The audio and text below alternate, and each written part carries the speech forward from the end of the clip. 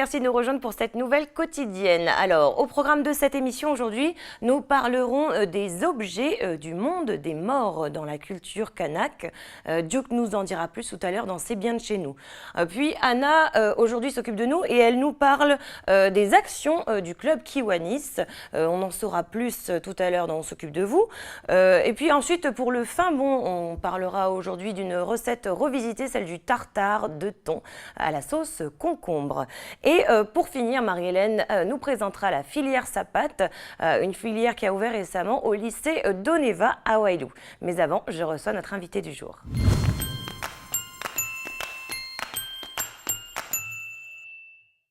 Et je reçois aujourd'hui Monsieur Pierre Chanel-Lepeu, qui est venu en tant qu'animateur du GDPL Ouakam-Béléot. Bonjour Monsieur Lepeu. Bonjour Chloé. Et Monsieur Éric Gauchard, qui est le directeur de AA Formation. Bonjour Monsieur Gauchard. Bonjour. Alors dans un premier temps, est-ce qu'on peut expliquer aux téléspectateurs ce qu'est AA Formation ? Alors, AA Formation est une entreprise que j'ai créée l'année dernière, au mois de juillet. D'accord. Moi, je suis arrivé sur le territoire il y a un peu plus de 2 ans. J'étais responsable de formation pour un autre organisme et j'ai choisi de créer le mien, depuis bientôt maintenant 1 an. D'accord, très bien. Alors, vous êtes venu aujourd'hui parce que récemment, la province Nord a proposé donc au GDPL de Pont-Néréouin jusqu'à Yinguen un projet de formation intitulé « De l'idée à la réalisation du projet ». Donc, c'est une formation pionnière de la province Nord en direction des GDPL et qui complète aussi les actions de la DRAF, l'Agence de développement rural et d'aménagement foncier. Et donc, est-ce qu'on peut rappeler tout d'abord aux téléspectateurs ce qu'est un GDPL, un groupement de droit particulier local?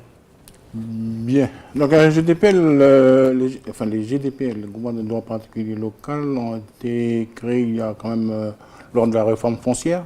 C'est pour pouvoir recevoir les terres réattribuées par la DRAF. D'accord. Et donc, à cette époque-là, le GDPL, c'était une entité formée par les gens des clans, des chefs de clans, donc des tribus.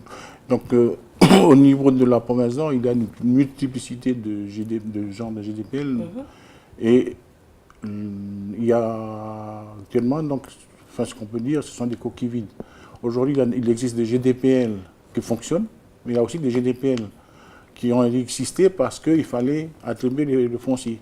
Et dès que le foncier a été attribué, ces GDPL-là, ils sont laissés de côté, et donc les gens ont distribué le foncier sans tenir compte qu'il y a un GDPL qui existe et qui existe administrativement, quelque part par là, et juridiquement. Aujourd'hui, on se pose le problème de la viabilité des GDPL. D'accord. Alors justement, en quoi elle consistait cette formation qui a eu lieu alors du 20 au 12 mai, donc 3 semaines? Où elle a eu lieu cette formation? Alors, cette formation s'est déroulée au CFP de Touhaut, Centre de formation professionnelle à Touhaut. Elle durait 3 semaines. Et elle était destinée à qui Alors, des membres des GDPL. D'accord. Aussi bien des mandataires que des membres de GDPR classiques. Cette formation existe pourquoi simplement parce que, comme l'a expliqué Pierre Lepeu à l'instant, il y a nombre de GDPL qui existent, donc ce sont des terres qui ont été réattribuées, mais ces GDPL ne vivent pas. Et aujourd'hui comme hier, depuis un certain temps maintenant, ces personnes se demandent comment redynamiser, dynamiser simplement ou redynamiser ces terres GDPL. Que peut-on faire dessus? Peut-on refaire de l'élevage? Peut-on faire de l'agriculture? Il y a des projets de tourisme vert, il y a des projets de logement locatif, etc. Donc ça, ils ont des idées. Le but de cette formation, c'était comment passer de l'idée au projet. Qu'est-ce qu'il faut mettre en œuvre? Qu'est-ce qu'il faut savoir pour valider une idée? Voilà, donc cette formation qui durait 3 semaines, c'était pour leur parler de projet, comment on constitue un projet, quelles sont les questions à se poser, qu'est-ce qu'il faut mettre en place, quels sont les attendus qu'il faut avoir, quel est le montage financier et les questions financières à aborder, pourquoi faut-il faire une étude de marché, même si elle n'est pas très importante, mais pourquoi faut-il la mettre en place.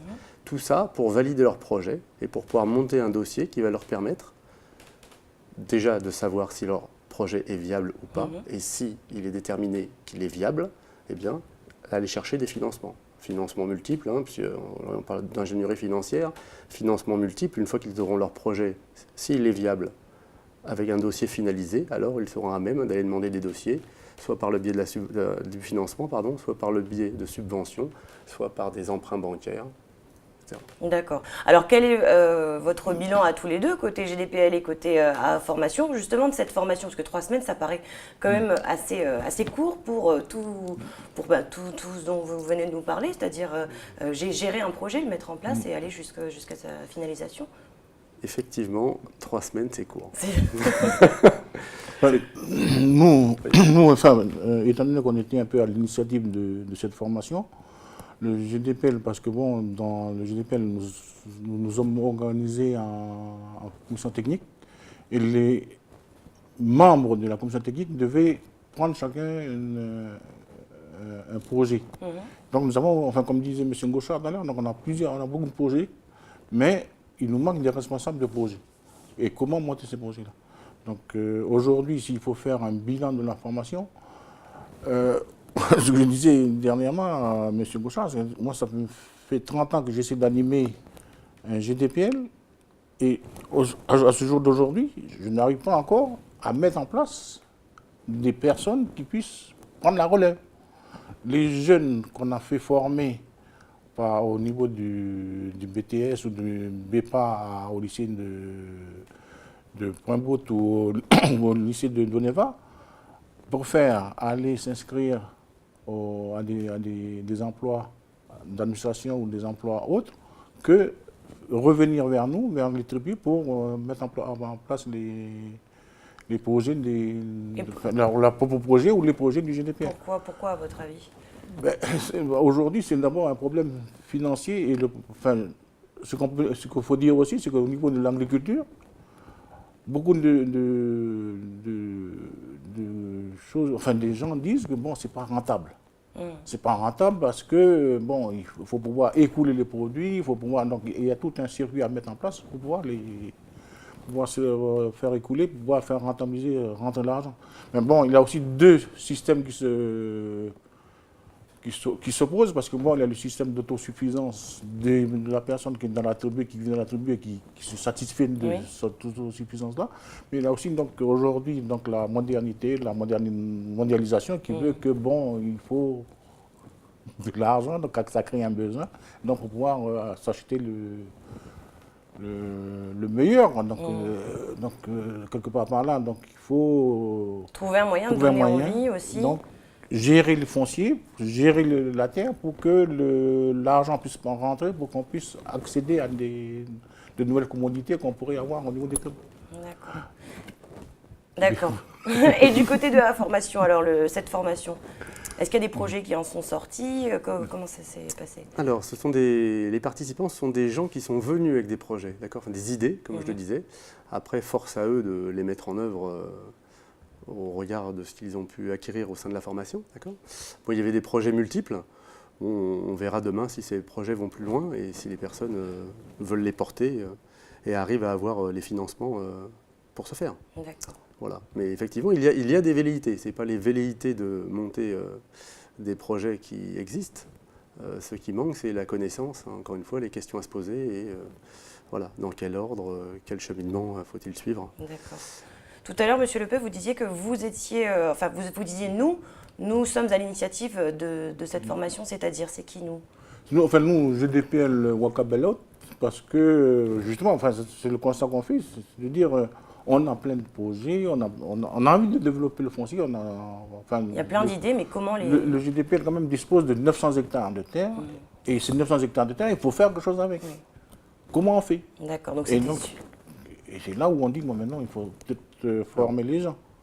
Et d'ailleurs, donc, il y avait quand même déjà une initiative de l'air, donc qui avait fait à un moment donné de rassembler les GDPL. Mais bon, on était trop peu nombreux à ce moment-là mais on relevait déjà ce problème de formation. Il manque de formation des mandataires, des membres de GDPL, des membres de clans, pour pouvoir justement créer une cohésion au sein du GDPL pour pouvoir travailler ensemble. Parce que bon, nous, je sais pas, parce que nous, on arrive à travailler ensemble dans le GDPL au Cabelot, mais bon, on se s'aperçoit aussi que dans les autres GDPL, si aujourd'hui, c'est pas évident.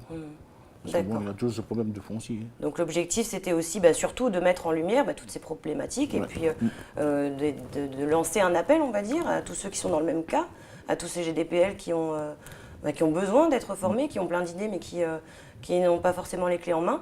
Et donc trouver des solutions ensemble. Alors, à formation, donc s'occupe notamment de formation en province Nord. Concrètement, un exemple concret, je suis un jeune, ou même moins jeune d'ailleurs, en province Nord, j'ai été déscolarisée tôt, j'ai pas de diplôme, mais j'ai des idées, j'ai envie de gagner ma vie correctement, mais j'ai envie de faire quelque chose que j'aime aussi. Qu'est-ce qui est proposé? À qui je peux m'adresser? Alors déjà, s'il s'agit de jeunes, il faut s'adresser aux MIGE. Il faut passer par les MIGE. Eux, les MIGE, ont Qu'est-ce que ça veut dire jeune? Qu'est-ce que ça veut dire jeune en province Nord? C'est, je dirais, tant qu'on n'a pas de contraintes familiales. D'accord. Ce qui est bien ici, c'est qu'on est jeune très longtemps, si on n'a pas de contraintes familiales. Donc jeune, c'est entre 18 et 45 ans. D'accord. Passer par les MIGE, pourquoi? Ce sont les MIGE qui sont les prescripteurs. C'est eux qui peuvent prescrire une formation à un jeune, d'accord? Donc un passage obligé. Et les MIGE ont une vision complète de l'offre de formation. D'accord. On parle plus spécifiquement de la province Nord. Ils ont une vision complète de l'offre de formation en province Nord. Donc, en fonction du projet du jeune, ils sont à même de l'aiguiller au mieux. D'accord. Ensuite seulement intervient l'organisme de formation pour dispenser la formation. D'accord. Est-ce qu'on peut rappeler vos contacts pour les formations en province Nord, si on veut se renseigner, si on est intéressé? La DEFIGE Nord, déjà. La DEFIGE Nord, c'est le 47 72 27. Par téléphone, et puis à formation, on rappelle le numéro, le 47 23 76. Voilà. Absolument. Merci beaucoup d'avoir été avec nous aujourd'hui, et puis je vous souhaite une bonne continuation. J'espère que ça va évoluer pour les GDPL, et puis l'appel est lancé, les numéros sont donnés. Merci de votre accueil. Merci Chloé, merci de l'accueil de NCTV, et puis bon courage, bonne note. Merci. Nous on passe à l'agenda tout de suite avec Falaï.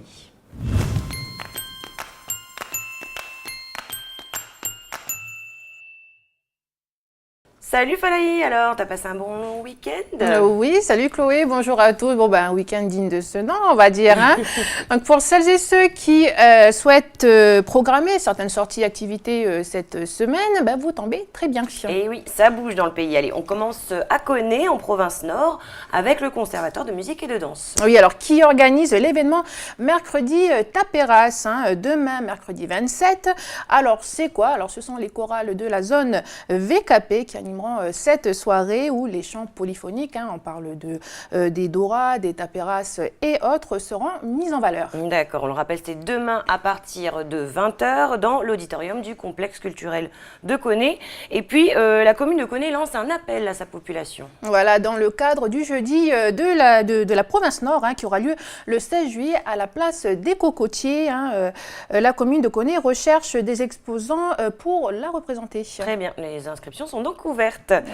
Pour celles et ceux qui seraient intéressés, que doivent-ils faire? Alors, ils peuvent s'inscrire au SAP, qui se trouve entre le Pitiri et la boulangerie, qui est ouvert du lundi au vendredi de 7h30 à 11h30 et de midi et demi à 16h30, sauf le vendredi où il ferme 1 heure avant. Alors, attention, fin des inscriptions ce vendredi 29 mai. D'accord, un numéro peut-être? Oui, alors vous pouvez appeler la mairie de Koné au 47 30 88 ou le 47 30 86. D'accord, c'est noté. Et nous, on poursuit du côté de Touhaut. Oui, alors c'est au dispensaire de Touhaut qu'aura lieu le rendez-vous Bébé Kili.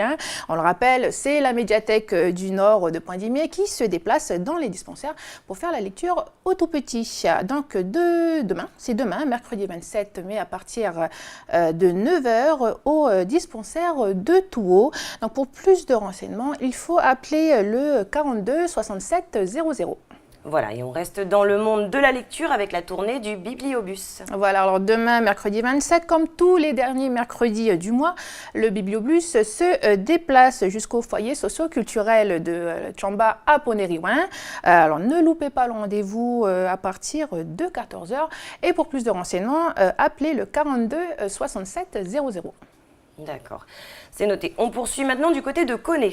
Voilà, alors pour celles et ceux qui ont besoin de conseils juridiques et qui ne savent pas trop où aller, demain, mercredi 27, une permanence juridique se tiendra au marché de Koné, en face du tribunal. C'est une permanence qui a lieu tous les 2e et 4e mercredis du mois. C'est de 8h à midi, pardon. C'est gratuit et sans rendez-vous. Et pour plus de renseignements, il faut appeler le 86 05 92. Et voilà, on finit avec un concours qui est lancé par la Fondation Rite Saint-Vincent. Alors, le concours s'intitule Les Marmitons en action. Alors, il s'adresse uniquement aux classes de CE1 à CM2 des écoles du pays. Alors, comment ça se passe? Les classes participantes doivent élaborer une recette de cuisine à base de riz qui soit conforme aux apports nutritionnels conseillés par les professionnels de santé. D'accord, et après, ils doivent présenter ça sous quelle forme? Alors, les recettes doivent être remises sous forme d'exposés ludiques sur différents supports. La vidéo, la photo, sculpture, le choix est libre, en détaillant les apports nutritionnels de chaque aliment présent dans le plat. D'accord, c'est une manière de promouvoir, de sensibiliser aussi les jeunes publics à avoir une alimentation plus saine. Voilà, exactement, de connaître les bienfaits d'une alimentation maîtrisée et en même temps de prévenir les dangers liés à une mauvaise alimentation. Voilà, un moyen ludique d'aborder ces problématiques. Et en plus de ça, ils gagnent un beau cadeau quand même. Mais oui, les 10 classes gagnantes se partageront une subvention d'1 million de nos francs. La classe gagnante de l'an dernier, c'était la classe du CE2 de l'école Yvonne Dupont à Nouméa, a donné la totalité des gains à l'association Les Petits Pansements du Cœur. Un beau geste. Et on finit par les inscriptions. Alors oui, vous pouvez dès à présent retirer un dossier de candidature auprès de votre établissement ou en téléchargeant sur le site fondation rsv@saintvincent.nc et vous avez jusqu'au 7 août. Voilà qui finit l'agenda. Merci beaucoup Falaï, on se retrouve dès demain. Au plaisir Chloé, allez salut à tous. C'est bien de chez nous, c'est maintenant, on rejoint Duke.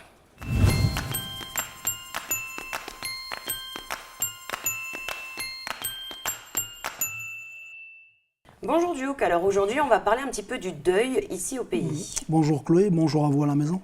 Alors Chloé, pour commencer, on peut déjà dire que le deuil c'est bien sûr un grand moment de douleur durant lequel une famille va pleurer un être aimé, la perte d'un être aimé. Mais ici au pays, ce qu'il y a de particulier, c'est que les familles doivent vite surmonter leur douleur parce qu'on a coutume de dire que le deuil ici au pays c'est un travail. Et puis chez nous, on dit que quand on va participer, aider par exemple pendant un deuil, on dit qu'on va pleurer avec la famille, on va pleurer ensemble pendant le deuil. Et puis les premiers à mettre la main à la pâte dans ce travail-là, ce travail de deuil, sont nos jeunes frangines, les jeunes filles, les jeunes garçons de la famille, parce que c'est eux qui vont mettre en place toute la logistique nécessaire à accueillir les familles, les amis, les clans alliés aussi, qui vont venir participer, qui vont venir faire don de denrées alimentaires, vont faire don aussi d'argent aujourd'hui, et puis qui vont surtout faire don de leur présence, partager la douleur avec en proposant leur présence, quoi. D'accord. Et alors, qu'est-ce que la famille va faire de tous ces dons? Alors Chloé, tous ces dons vont être, une partie de ces dons en tout cas va être redistribuée à l'ensemble de ces personnes-là qui sont venues pleurer pleurer le mort, pleurer avec la famille. Et puis on a aussi une partie qui va être dédiée à la famille maternelle du défunt. Donc on va préparer une petite part de ces denrées alimentaires-là et puis une partie de l'argent aussi. Et puis justement par rapport à cet argent-là aussi, l'argent qui a été rassemblé pendant le travail, il va aussi permettre à la famille du défunt de faire face à tous les coûts liés au deuil, quoi, parce que voilà, aujourd'hui, tu sais comme moi que un cercueil c'est très cher, tout ce qui est lié au service mortuaire, service funéraire, tout ça se paye. Et puis une partie de cet argent-là rassemblé va servir à à soutenir la famille du défunt dans ces démarches-là. C'est pour ça qu'on dit pleurer ensemble, pleurer parce qu'on va physiquement pleurer la personne, l'être aimé là, qui a quitté la famille, et puis pleurer dans le sens où on va aider la famille, soutenir matériellement, puis soutenir en termes d'argent, quoi. Le travail. D'accord, donc on peut dire que dans notre façon d'articuler le travail de deuil, on vient donc porter la douleur avec la famille qui pleure donc l'être aimé, mais on vient aussi donc aider cette famille à supporter les coûts matériels et puis les dépenses qui sont liées donc au deuil. C'est ça. Alors je voulais juste partager un petit peu le vécu un peu de mon grand-père, moi personnellement, parce que lui il nous a beaucoup partagé par rapport à ces différents thèmes là, que sont par exemple le mariage chez nous ou le deuil, parce que c'est, comme on le disait en introduction, on disait que tout ça c'était un travail. C'est pour ça d'ailleurs que quand on parle de chômage chez nous ici au pays, on est un peu réticent avec ce terme-là, parce que dans notre façon de vivre à nous, il n'y a pas de chômage. Oui. Il y a le deuil, c'est un travail, le mariage c'est un travail, aller au champ, construire une case, tout ça c'est travail, quoi. Et puis voilà, c'est la petite parenthèse.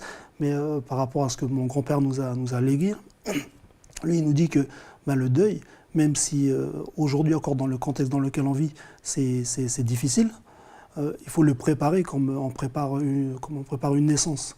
À l'arrivée d'un bébé, on va devoir acheter son lit, acheter son linge, préparer sa venue pour que le bébé arrive et puis que tout soit prêt, quoi. Et puis voilà un peu ce qu'il nous disait.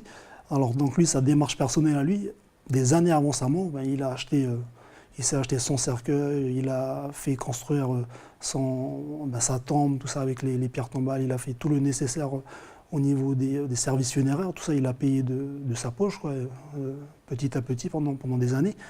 Et puis voilà, le jour de son deuil, on s'est réunis avec la famille, les clans et tout, et puis le travail était léger à porter, quoi, pour la famille, parce que en amont il avait déjà tout préparé.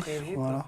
Mais il nous disait que c'était des pratiques qu'il fallait mettre en place ou peut-être adapter par rapport à nos conditions de vie aujourd'hui, parce que voilà, tout se paye, tout est cher. Et puis pour préserver notre façon à nous de vivre en termes communautaires, partage et tout, il faut commencer à réfléchir à des solutions de ce genre-là, quoi. Mais c'est difficile encore parce que c'est pas entré dans les mœurs. Et malgré les contraintes de la vie dite moderne, la vie qu'on vit aujourd'hui, le deuil c'est toujours un travail, une étape de la vie que l'on porte en communauté.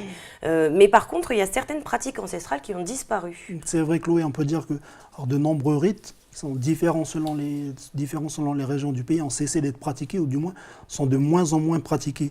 Alors aujourd'hui, on a introduit l'argent dans ce qu'on appelle la coutume, mais auparavant, il n'y avait pas cette monnaie, les pièces, et puis pas de billets, il n'y a rien de tout ça. Par contre, on a encore aujourd'hui la monnaie kanak, enfin ce qu'on appelle en tout cas la monnaie kanak en français. Et puis parmi toutes ces monnaies-là, on a une monnaie kanak dite la monnaie noire, qui est spécialement dédiée aux cérémonies de deuil. Puis à côté de ça, on a plusieurs autres objets un peu symboliques liés à la mort, liés aux cérémonies de deuil. Et puis c'est justement des questions autour de ce thème-là que notre collègue Alexandre Sigura est allé poser à M. Eurythéen, qui travaille au musée de la Nouvelle-Calédonie, au musée du pays.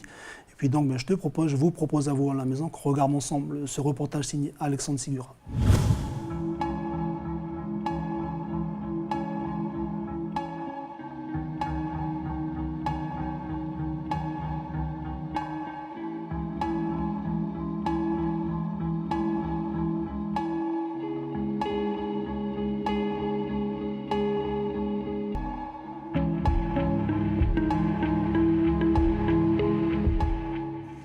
Aujourd'hui, je vais vous parler du saut des morts, qui est lié au passage de l'esprit du défunt vers le monde sous-marin des morts. Donc le premier objet que je voulais vous présenter, c'était la toutoute. En fait, c'est une conque traditionnelle, en fait, liée au chemin des morts et au monde sous-marin. Donc en fait, la toutoute, on l'utilisait autrefois aussi pour signaler un temps de guerre à tous les clans autour de la chefferie, mais c'est aussi un élément que l'on retrouve dans la cérémonie de deuil. Donc à chaque fois, tous les 5 jours, il y a une cérémonie, un rituel qui est donné au clan des oncles maternels. Pendant cette durée-là, il y a des deuilleurs, donc des deuilleurs qui protègent le corps. Et en même temps, c'est de rappeler les alliances avec le clan utérin. Et à l'aide de la toutoute, on signale le temps de l'accueil des oncles utérins. Donc ils viennent chercher la nourriture qu'il aurait dû. Donc l'autre objet sur lequel je voulais parler, c'était la flèche laitière. Donc la flèche laitière représente la chefferie et lors des cérémonies de deuil, donc symbolise aussi le chemin des morts, ce sont les oreilles percées. Donc les oreilles percées, c'est signe que la personne a le droit de passer dans le monde sous-marin des morts.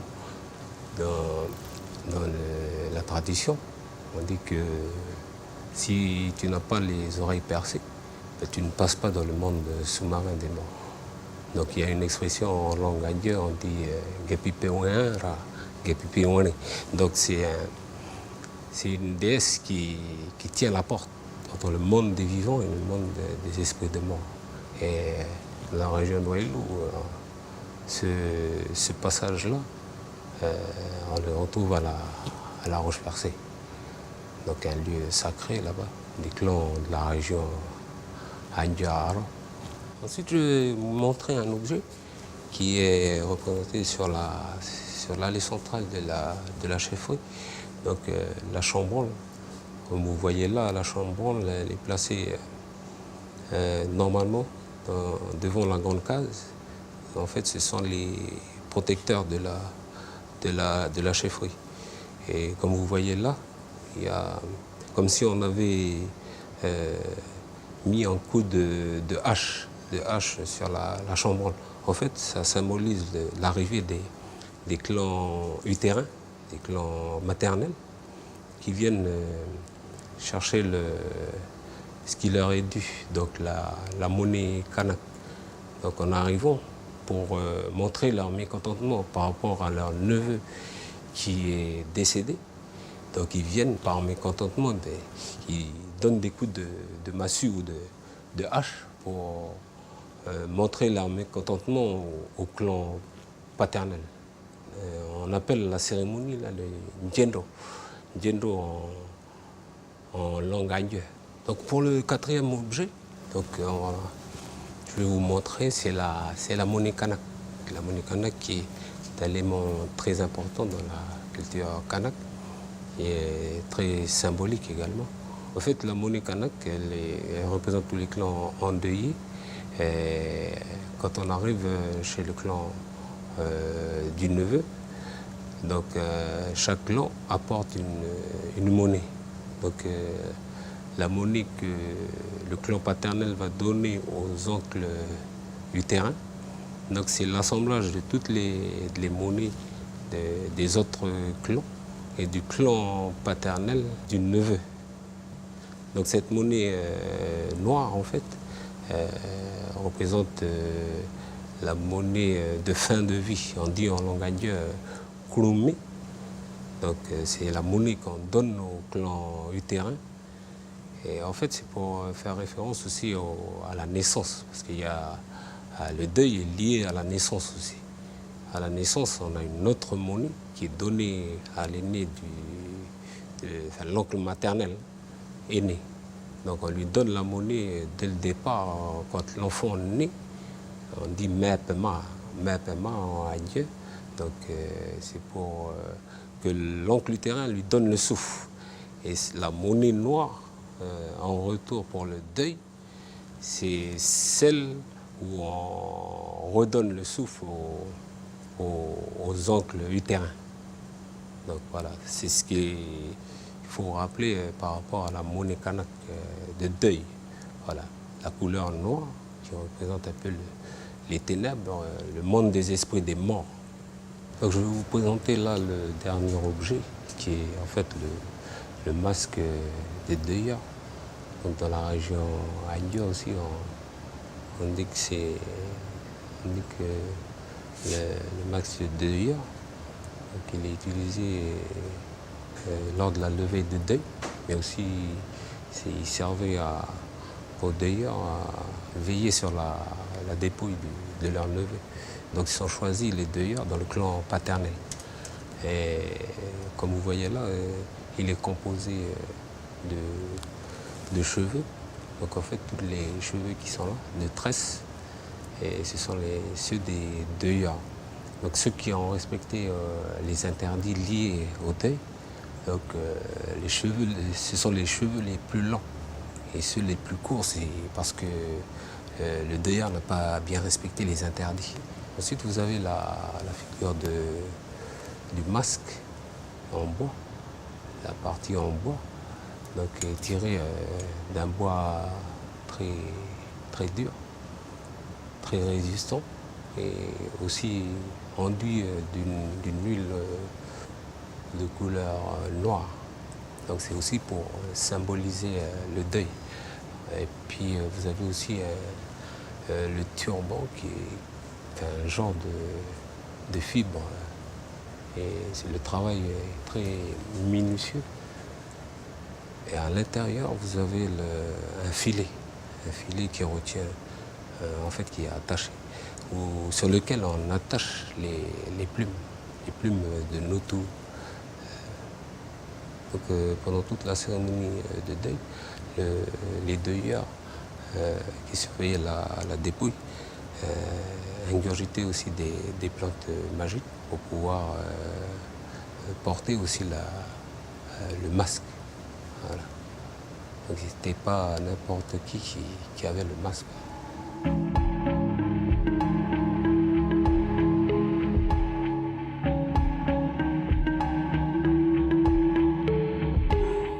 À leur mort, avant, certains de nos ancêtres n'étaient pas forcément enterrés.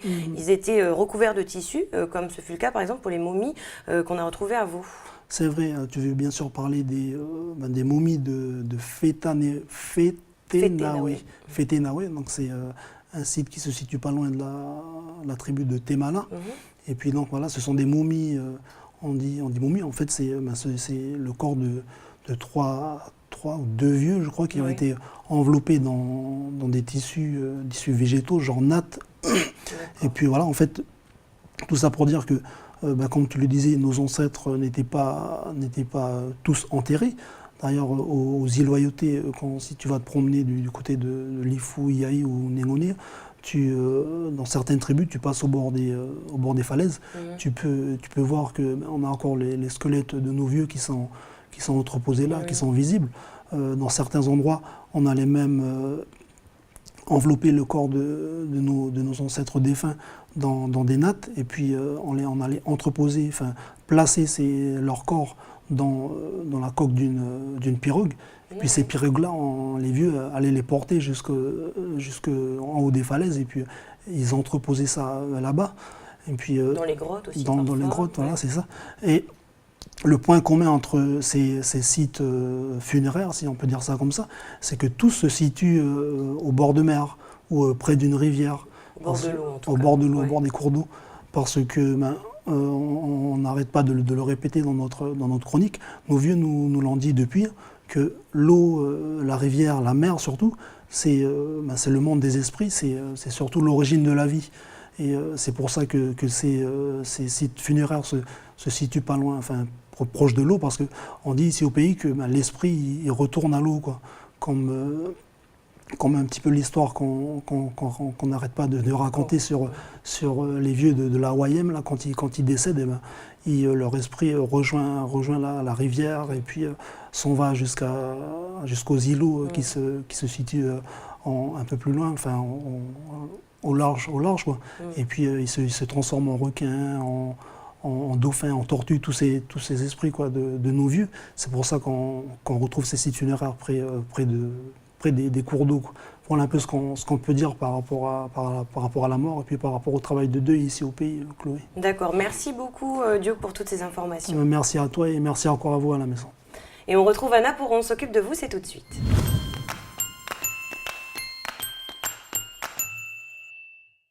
Bonjour Anna, alors dans ta rubrique d'aujourd'hui nous parlons social puisque tu vas nous présenter un club de service, le Kiwanis Niaouli. Bonjour Chloé et bonjour à tous. On va d'abord commencer par expliquer ce qu'est un club de service. Alors là on va faire un peu d'histoire comme à mon habitude.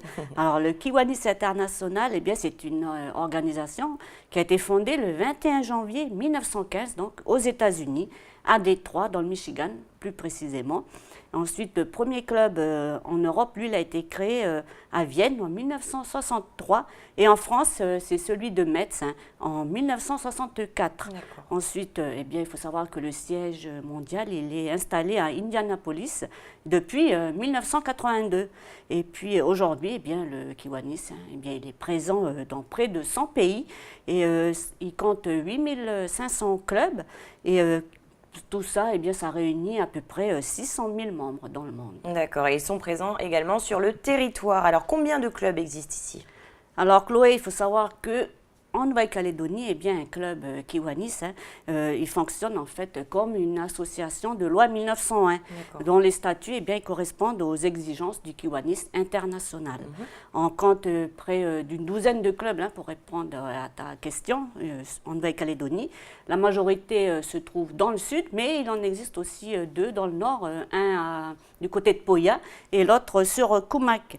Et nous, celui que nous avons rencontré, le Kiwanis Niaouli, eh bien, il est situé à Nouméa. Et la particularité de ce club, eh bien, c'est qu'il est essentiellement féminin. D'accord. Alors, quels sont les objectifs de ces clubs? En fait, il y a 6 objectifs principaux. Alors, le premier, c'est d'assurer la primauté des valeurs humaines et spirituelles sur les valeurs matérielles. En deuxième, encourager l'application quotidienne de la règle d'or dans toutes les relations humaines. En 3, promouvoir l'adoption et l'application d'une haute déontologie dans la vie sociale et professionnelle et aussi dans les affaires. En 4, propager donc par le précepte et par l'exemple la notion de service envers les autres d'une façon réfléchie, active et efficace. En 5, procurer à travers le club un moyen pratique de créer eh bien, des amitiés durables, rendre des services altruistes et puis construire eh bien, des sociétés meilleures. Et en 6, contribuer à créer et à maintenir chez les hommes une saine conception de la vie et un noble idéalisme susceptible de stimuler eh bien, l'honnêteté, la justice, le patriotisme et la bonne volonté. Et puis, je parlais de règles d'or. Qu'est-ce que c'est? Eh bien, c'est l'objectif de base qui est résumé en une phrase qui est « fait pour autrui ce que tu voudrais que l'on fasse pour toi ». Voilà, tout simplement. Alors, tous les clubs suivent donc cette philosophie de vie, mais comment est-ce qu'ils s'organisent? Parce que bon, ça fait beaucoup de monde, tout ça, ça doit être difficile à gérer. C'est vrai que c'est assez vaste, il y a beaucoup de monde, comme tu le dis. Eh bien, ils ont une organisation qui est bien rodée. Ils sont répartis en 4 zones. Il y a l'Amérique du Nord, l'Amérique du Sud, il y a l'Europe, l'Asie-Pacifique. En tout, ça fait 47 districts et chacun est dirigé par un gouverneur. Et en ce qui concerne notre pays, eh bien, notre gouverneur, c'est celui de la Nouvelle-Zélande, puisque nous faisons partie de la zone Nouvelle-Zélande-Pacifique Sud, qui regroupe les clubs de Nouvelle-Zélande, de Nouvelle-Calédonie et de Polynésie française aussi. D'accord. Et ils sont très actifs, puisqu'on entend souvent parler de leurs actions. Ils interviennent un petit peu partout. C'est vrai, ils interviennent un peu partout, puisqu'on peut les voir aussi bien dans les écoles, dans les structures d'accueil, que ce soit pour des personnes âgées ou handicapées. Ils sont un peu partout, comme tu le disais. Nous, dans le reportage que nous allons suivre, nous les avons rencontrés en fait lors d'une action dans une école. Et tout ça grâce à la caméra de, j'allais dire Mara Lourdes, non, c'est sa sœur, c'est Lou Lourdes. Donc, je te propose de regarder le reportage.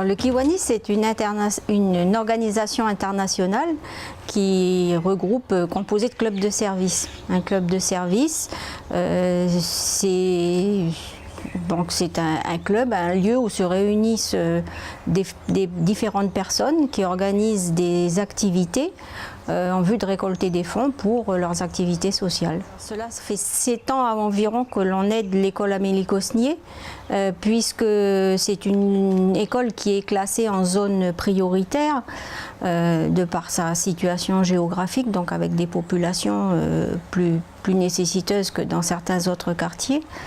Et donc cette aide, aujourd'hui, après plusieurs années, on l'a renouvelée parce qu'on s'est aperçu effectivement que cette aide, elle est de plus en plus nécessaire dans cette école-là en particulier. Les enfants ne savent pas forcément qui nous sommes, mais on tâche, quand on y va, de leur expliquer pourquoi on est là. Et cette aide, elle se traduit régulièrement par des goûters le matin, où nous faisons livrer du pain. Et puis nous apportons également du beurre, de la confiture, et ça aide les enfants à goûter le matin. S'il reste, l'équipe enseignante nous disait que s'il y avait du pain qui restait, pour ne pas gaspiller, le petit goûter de l'après-midi pour les enfants qui restaient à l'étude ou autre. Enfin, en tout cas, ils sont très heureux d'avoir cette aide-là depuis plusieurs années. Nous avons fourni des casques d'écoute à cette école parce que ça faisait partie d'un de leurs objectifs, et ça permet aux enfants d'avoir un coin lecture où ils peuvent, disons, s'éveiller autrement que par simplement la lecture sur un livre. Ils ont en même temps ces appareils-là qui leur permettent d'avoir une autre approche de la lecture, des histoires, des contes qui leur sont... Et puis ça leur permet aussi d'être dans un coin beaucoup plus calme de la classe. L'école Amélie Cosnier, c'est une école qui a demandé notre aide dans un premier temps. Et puis où donc on a examiné la demande qui nous a été faite, et puis cette demande s'est avérée un réel besoin en fait, donc on a poursuivi sur les années suivantes cette action parce que c'était quelque chose qui nous semblait naturel. On a un très bon partenariat avec cette école, puisque maintenant, même si l'équipe enseignante change un petit peu, on a toujours ce bon contact avec eux, et il s'est établi une sorte de lien entre les bénévoles du club et puis cette équipe d'enseignants. On voit qu'on peut leur apporter quelque chose de bénéfique pour eux. Le Kiwanis Club Niaouli est un club constitué essentiellement de femmes. On regroupe à peu près, on est un peu plus de 20. 24 actuellement, donc des bénévoles qui sont aujourd'hui majoritairement à la retraite. Donc on aide à notre niveau, et c'est la vocation première d'un club de service, c'est d'aider ceux qui en ont le plus besoin que nous.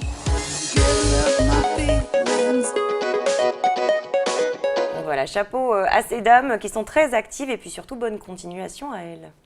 Et puis on les encourage, et puis on profite pour lancer un appel à la gente féminine, puisque je disais que c'était un club essentiellement féminin.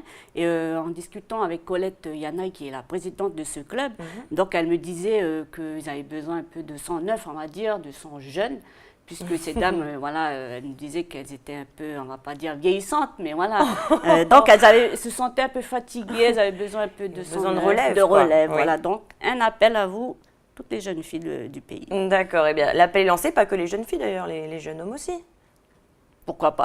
Pourquoi pas, l'appel est lancé. Alors justement, est-ce que tu peux nous dire quel investissement personnel est-ce que ça demande quand on est un kiwanien, puisque ça se dit kiwanien? Oui, lorsqu'on fait partie d'un club kiwanis, voilà, on est un kiwanien. Donc si mesdames, mesdemoiselles et vous aussi messieurs, si ça vous intéresse, eh bien, il faut savoir que les kiwaniens, eh bien, ce sont des bénévoles et qui prennent donc sur leur temps libre pour s'engager dans les actions de leur club. Il faut rappeler aussi que dans l'ordre des priorités, c'est la vie familiale et professionnelle qui passe avant les actions au sein du kiwanis. Et puis, chacun a son propre caractère, ses propres centres d'intérêt. Oui. Donc, voilà, tout le monde n'aime pas faire la même chose. C'est sûr. Donc, pour être efficace, eh bien, il faut éviter de donner des activités ou des actions ou de se laisser confier des tâches qui déplaisent, puisque les kiwaniens, ils sont là, ne sont pas là pour s'acquitter de corvées. Oui, Il faut que ça reste un plaisir, il ne faut pas que ça devienne une corvée. Alors, donc, il faut faire quelque chose que l'on aime et que lorsque l'on aime, eh bien, on le fait bien. Donc, voilà, on rappelle encore une fois que le Kiwanis, c'est une organisation aussi qui est apolitique et areligieuse. Par conséquent, eh bien, les membres auront la correction de ne pas parler ni de politique ni de religion lors des manifestations, que ce soit des réunions ou des soirées du Kiwanis ou autres. Voilà. D'accord, mais c'est bien de le rappeler. Merci beaucoup Anna pour toutes ces infos, on te retrouve bientôt. Ben, je te dis à jeudi et à jeudi à tous. Et nous on passe à table, c'est le fin bon tout de suite.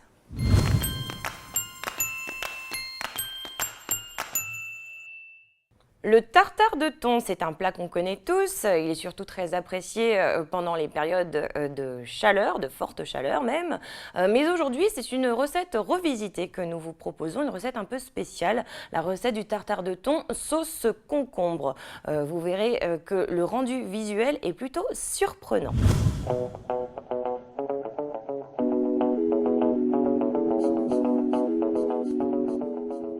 Bonjour, aujourd'hui nous allons réaliser une recette facile à faire à la maison. C'est un tartare sauce légère concombre et coco. Alors pour cette recette nous avons besoin de thon frais, lait de coco, basilic, thyme, vinaigrette, citron, aneth, des concombres bien sûr, de l'ail, des échalotes, des œufs de lin, du curry, sel et poivre.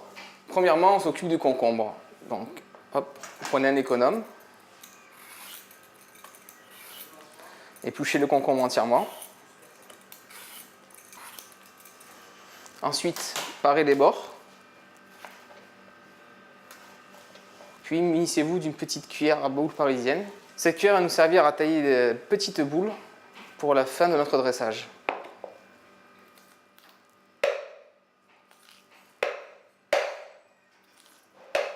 Surtout gardez bien le concombre car il nous servira à faire notre sauce. Donc réservez des petites boules. Hop, pour le dressage, comme ça, et gardez, on va couper le concombre pour la sauce. Faites de gros morceaux. Prenez votre lait de coco. Vous y mettez votre concombre. Le curry. Du sel. Du poivre. Et lancez à ébullition à feu doux, ça dure une bonne vingtaine de minutes. Et n'oubliez pas d'incorporer l'ail dans la sauce. Prenez une petite gousse, voire même deux.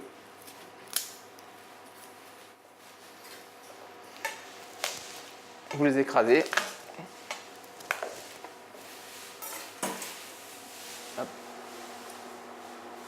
Pendant que notre sauce mijote, on va s'occuper de notre thon. Découpez votre thon en fines lamelles.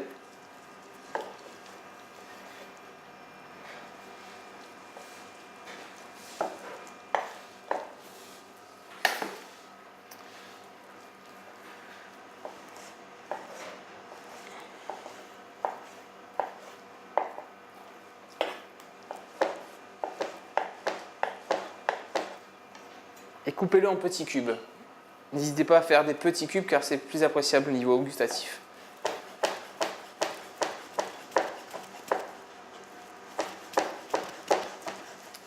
Découpez la quantité en fonction du nombre d'invités. Donc pour une personne minimum 100 grammes. Voilà, c'est des proportions convenables. Donc, nous avons notre thon, on va s'occuper des échalotes.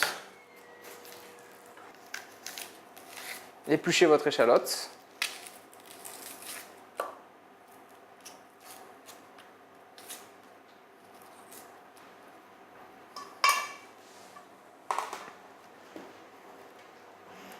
Coupez-la en deux et nous allons la ciseler très finement.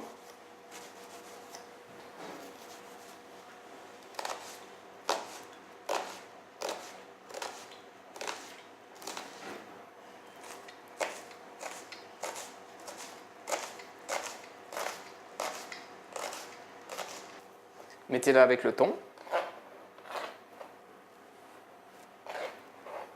Prenez la nette. Versez en une petite quantité. Sel, poivre.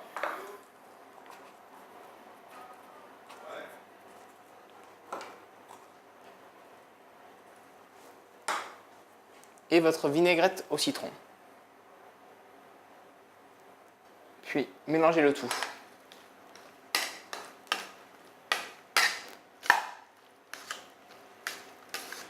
Une fois que tout est bien mélangé, réservez au frais. Et voilà, notre sauce a mijoté 20 minutes, donc nous allons la mixer.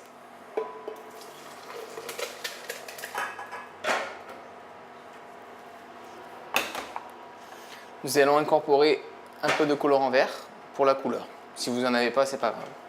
Ça ne change rien à la recette.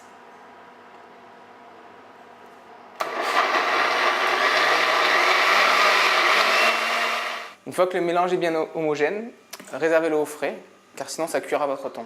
Et puis maintenant, nous allons passer au dressage. Alors, prenez votre tartare. Prenez un emporte-pièce et un récipient, donc assiette ou là comme un bol. Placez délicatement votre tartare dans le cercle, tout en le tassant.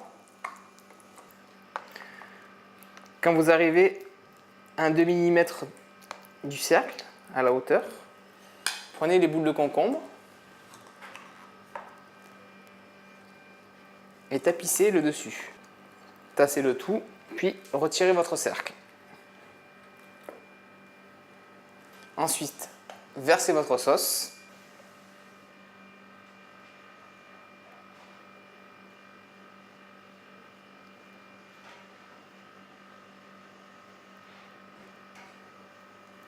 Comme ceci.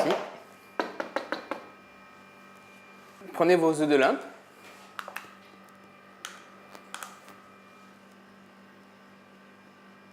Le basilic thaï. Et voilà, la recette est finie. Bon appétit.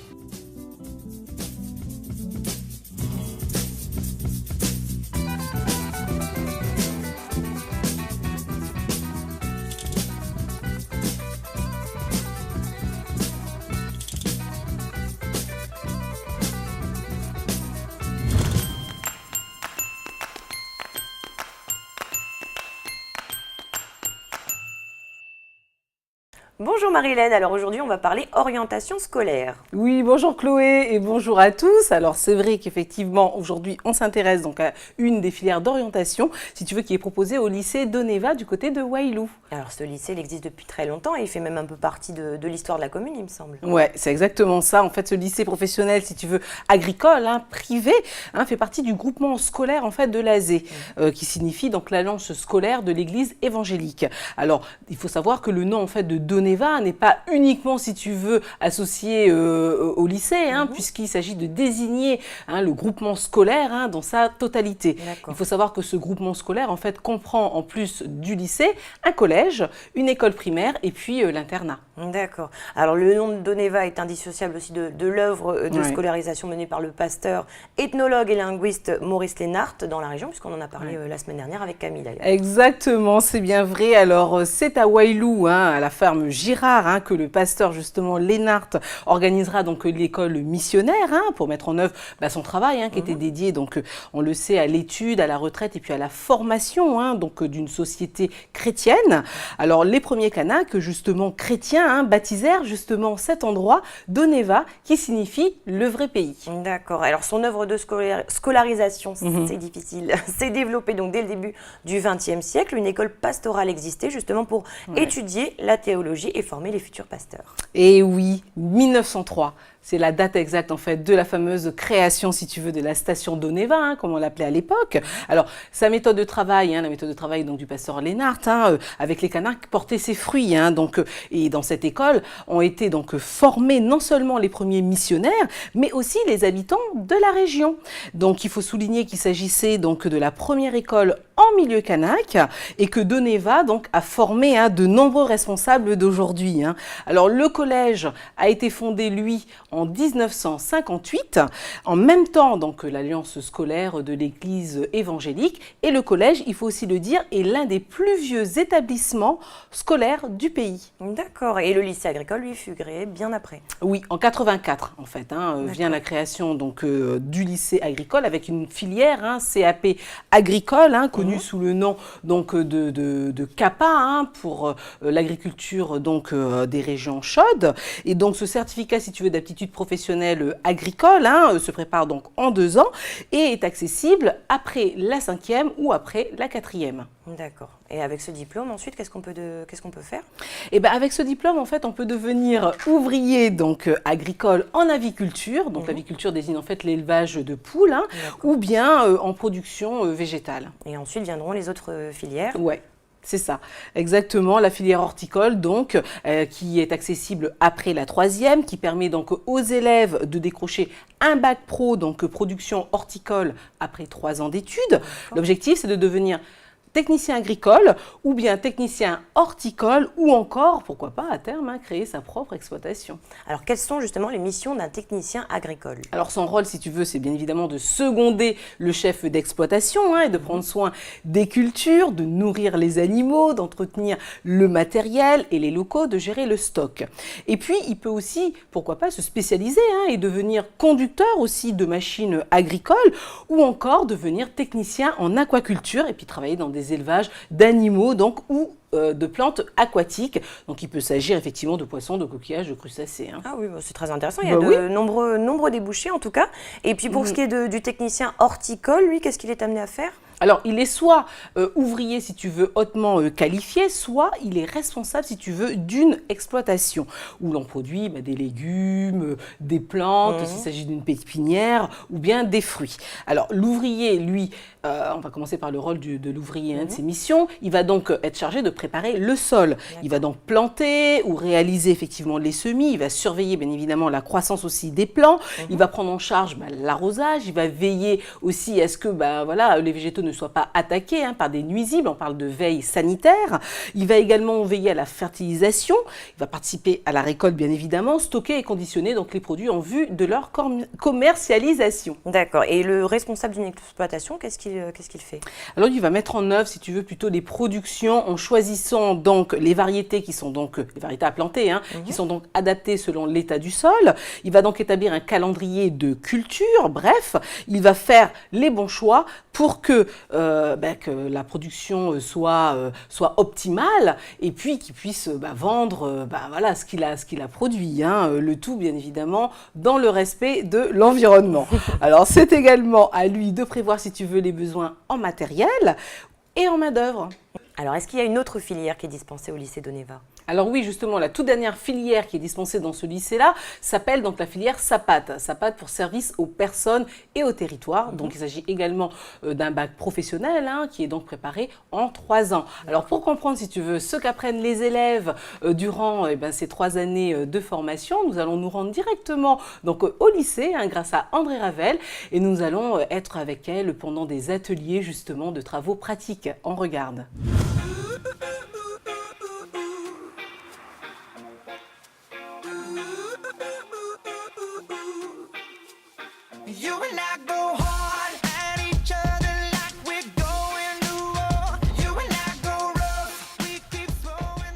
Ici, vous êtes au lycée agricole d'Oneva à Wailou. Donc moi, je suis le directeur adjoint de l'établissement. Donc c'est un établissement où on propose une formation de service aux personnes et au territoire, un bac pro en 3 ans. C'est la 3e année où ce bac pro a ouvert. Auparavant, on était sur des BEP service aux personnes et on a transformé notre BEP il y a 3 ans en service aux personnes et au territoire. Nous avons une quarantaine d'élèves en formation sur les classes de seconde, première et terminale, donc Bac Pro, service aux personnes et au territoire. C'est une formation qui est ouverte aux élèves de 3e général, ainsi qu'aux élèves de CAP, petite enfance, ou CAP, service en milieu rural, qui peuvent intégrer directement des classes de première, Bac Pro. Alors il y a plusieurs types de débouchés. C'est une formation qui prépare donc les élèves à soit travailler dans le milieu de l'animation, dans le milieu médical ou dans le milieu de développement du territoire. Nos filles peuvent soit passer des concours d'aide-soignante, d'infirmière, d'auxiliaire puéricultrice, auxiliaire de vie. Elles peuvent également travailler pour des administrations, des mairies, des provinces, dans le domaine du développement du territoire, développement rural, dans les secteurs aussi animation des territoires, animation culturelle. Donc c'est assez vaste comme formation. Elles peuvent également, si elles veulent, donc, ouvrir une structure d'accueil. Ça peut être une structure d'accueil touristique ou une structure d'accueil pour personnes âgées, personnes handicapées. Un élève qui sort du Bac Pro service aux personnes et au territoire, on peut dire qu'il a des bonnes notions dans tout le domaine qui est santé, hygiène. Elles ont aussi un petit module de cuisine, donc elles sont capables, dans une petite structure, d'assurer au moins des cours de cuisine. Elles auront des bonnes connaissances d'administration des territoires, de développement culturel. SAPAT, ça veut dire service à la personne et au territoire. En fait, c'est une formation qui conduit les titulaires du diplôme à exercer dans la mise en valeur de leur environnement. C'est vraiment des acteurs polyvalents, quoi. On leur apprend vraiment à être capable d'étudier des situations, d'y réfléchir, de les analyser pour pouvoir ensuite proposer des réponses individuelles ou collectives face aux besoins des territoires locaux. Quand on est capable de monter un projet pour sa commune, pour une association, pour une école, on est ensuite capable de porter des projets à un niveau plus important au niveau du territoire au sens large du terme. Tous les élèves qu'on forme ici à Doneva vont participer à la construction un petit peu du pays et au développement des territoires ruraux. Et ça, c'est vraiment très important, essentiellement en Nouvelle-Calédonie, parce qu'on a énormément de besoins dans tout ce qui est notamment l'aide à la personne. Les élèves ont à peu près environ 6 à 8 semaines de stage en milieu professionnel par an. Ça, après, on va aller à la mairie, on va aller déposer les pages de la terre. Ça, tu n'oublies pas aussi parce que... Et on mettra la fiche directe.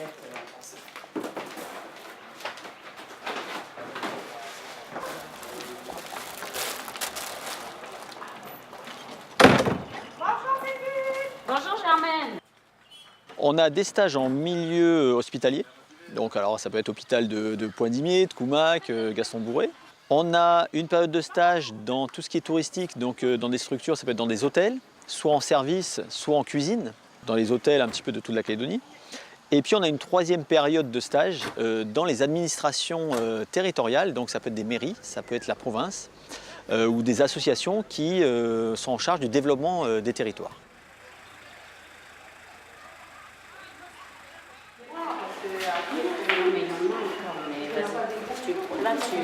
Vu qu'il y a la boîte, tu laisses celle-là, tu la gardes avec toi. Tu vides celle-là, celle-là, on va la mettre au magasin. J'ai choisi cette formation car plus tard, j'envisage de travailler auprès des personnes âgées à domicile. Donc, cette formation me convient pour mon métier que je souhaite faire plus tard. Je suis auxiliaire de vie au dispensaire de Wailou. J'organise des visites à domicile en tribu. Sinon, il y a aussi des préventions dans les écoles. Il y a des actions avec l'éducatrice sanitaire. Aujourd'hui, on a été déposer une affiche pour la journée diabète qui va se dérouler le 19 à la tribu de Tibarama à Poindimier. Bonjour.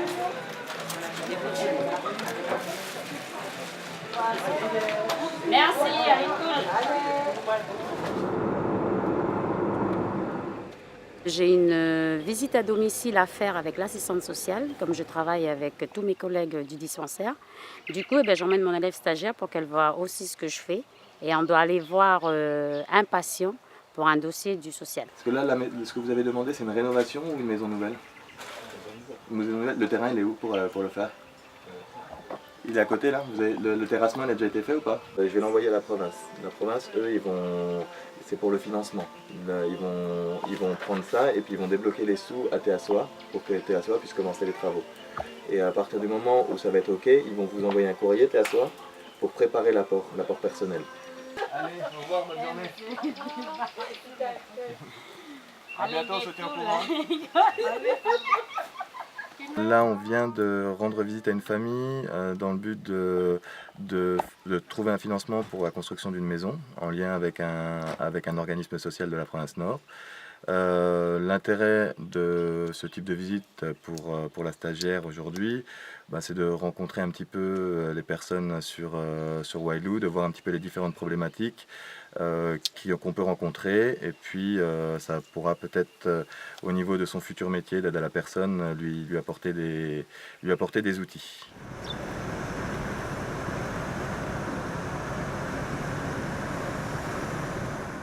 Là, la nouvelle école.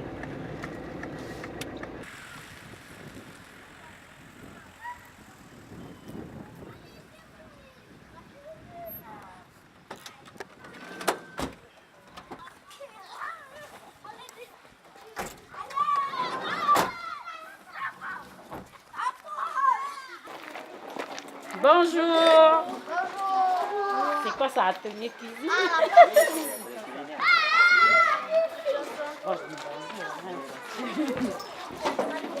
À chaque fois, tous les débuts d'année, on passe faire une prévention, on explique comment ils doivent se laver les dents.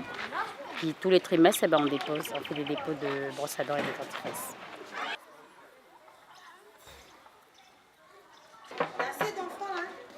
Bonjour. Alors nous on ramène bien. Nous on ramène les...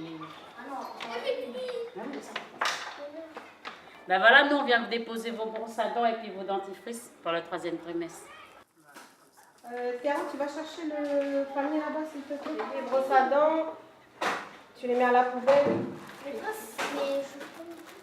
Tu ouvres, t'es chaud, ok. Tiens, Maya. Tu ouvres aussi. Oui. Parce que moi j'en ai encore un peu. Oui, voilà, mais comme ça a été livré dans les autres écoles, il manque vite. D'accord, ok. Voilà, les brosses à dents, les vieilles brosses à dents, tu les enlèves, tu les mets à la poubelle. Ben après la cuisine, il faut bien manger, mais il ne faut pas oublier de se laver les dents aussi. Une des particularités de la formation service aux personnes et au territoire, c'est qu'on axe énormément notre pédagogie sur les projets. Donc les projets pédagogiques amenaient nos élèves à s'ouvrir sur l'extérieur, à travailler en partenariat avec les institutions du territoire, avec les services sanitaires, sociaux. Et dans ce cadre-là, on fait beaucoup de projets. On a fait un projet de danse théâtralisée sur les violences faites aux femmes, notamment cette année. Ce matin, on avait une classe qui a reçu les écoles primaires de la commune en menant une animation sur le thème de l'alimentation. La semaine prochaine, avec une classe de première, on part sur Bourail, faire une découverte historique et culturelle de la commune. Donc c'est très diversifié. On a fait un court-métrage aussi sur les accidents de la route, avec une classe de terminale SAPAT cette année. Donc voilà, on essaie d'ouvrir au maximum nos élèves sur l'environnement local. Ben, les enfants, nous on va partir. Vous n'oubliez pas de bien vous laver les dents après chaque repas. Hein? Oui. Ok. Maîtresse, merci. Merci. Allez, tout à l'heure. Vous dites au revoir. Voilà, cette filière laisse entrevoir de nombreux espoirs d'embauche. Est-ce que c'est vérifié? Eh bien oui, justement, c'est la question que j'ai posée donc, à Olivier Fandance, le directeur adjoint du lycée qu'on a vu dans le reportage. Oui. Eh ben, il me disait que oui, Chloé, effectivement, les 3/4 des bacheliers donc, de l'an dernier, ils ont trouvé du travail. D'ailleurs, il s'agissait de la première promo justement de la filière SAPAT. D'accord. Alors justement, est-ce qu'ils ont trouvé du travail dans le domaine pour lequel ils étaient formés? Oui. Alors voilà, ils ont décroché des postes soit en crèche, soit en maison de retraite, ou encore en établissement scolaire en tant qu'aide maternelle, ou encore dans le tourisme pour s'occuper d'animation. Donc tu vois, ce sont bien des secteurs qui sont enseignés, enfin des domaines en tout cas d'activités qui sont enseignés. D'accord. Et si par contre le jeune, par exemple, il a envie de vivre une expérience en métropole, est-ce qu'il peut envisager d'y poursuivre ses études? Oui, il y a des bacheliers qui sont partis d'ailleurs pour suivre un BTS, justement dans les secteurs donc, de l'éducation familiale et sociale ou des services à la personne. Et à leur retour, ils ont trouvé justement un emploi, Chloé. Alors, soit dans le public, dans l'administration provinciale par exemple, ou au sein du service d'animation d'une mairie, ou encore dans le privé, dans une maison de retraite. D'accord. Et on sait si dans la première promo, il y a des jeunes bacheliers qui souhaitent partir? Alors oui, normalement cette année, 4-5 bacheliers aimeraient justement partir en métropole. Pour le moment, ils suivent donc une remise à niveau qui est donc chapeautée par le ministère de l'Agriculture. Pourquoi le ministère de l'Agriculture? Eh bien, figure-toi que le lycée agricole d'Oneva est donc sous contrat avec le ministère donc, de l'Agriculture depuis 1993. Et donc en Calédonie, si tu veux, ce ministère, il est représenté par une direction qu'on appelle la DAFE, qui signifie donc direction du service d'État donc de l'agriculture, de la forêt et de l'environnement. Et pour ce qui est du taux de réussite de cette filière SAPAT, est-ce qu'il est bon au bac, taux de réussite? Eh bien oui, ce taux il est quand même de 87%. Ah oui, bien. Voilà, donc je trouve que c'est plutôt pas mal. Et pour les autres filières, les taux sont également corrects, 90% quand même pour le CAP justement agricole et 75% donc pour le bac pro production horticole. D'accord, alors si cette filière permet de trouver un emploi à la sortie du lycée, pourquoi est-ce qu'il n'y a que 12 élèves en seconde cette année alors que la classe est capable d'accueillir au moins 16 élèves? Eh bien peut-être parce que les jeunes ne connaissent pas suffisamment en fait cette filière d'orientation, on peut supposer ça, et puis les possibilités aussi d'insertion professionnelle qu'elle offre. Donc on peut expliquer cela par cette réduction en tout cas du nombre d'élèves cette année pour la seconde. En plus, il y a des projets super intéressants qui sont menés toute l'année au lycée. Donc les élèves en tout cas s'amusent bien. Des projets comme quoi? Ça nous intéresse, dis-nous tout, on veut tout savoir. Alors, petite liste.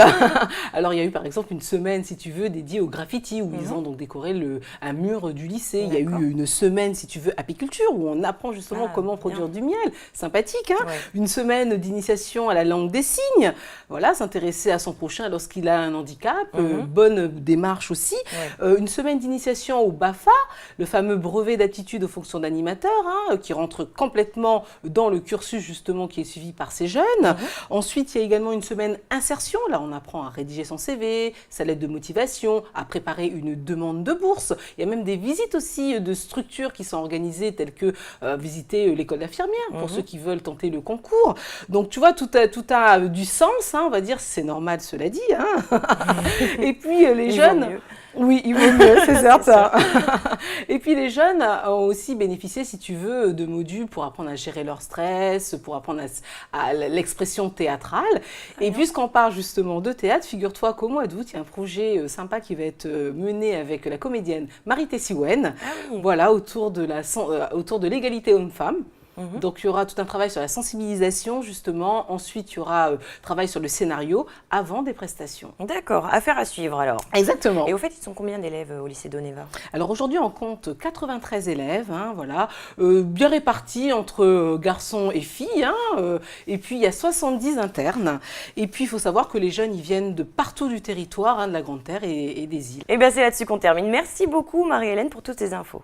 Avec grand plaisir, Chloé. Passe une bonne journée. Merci. Et vous aussi. Au revoir. C'est la fin de cette émission. Merci à vous tous de nous avoir suivis. On se retrouve dès demain.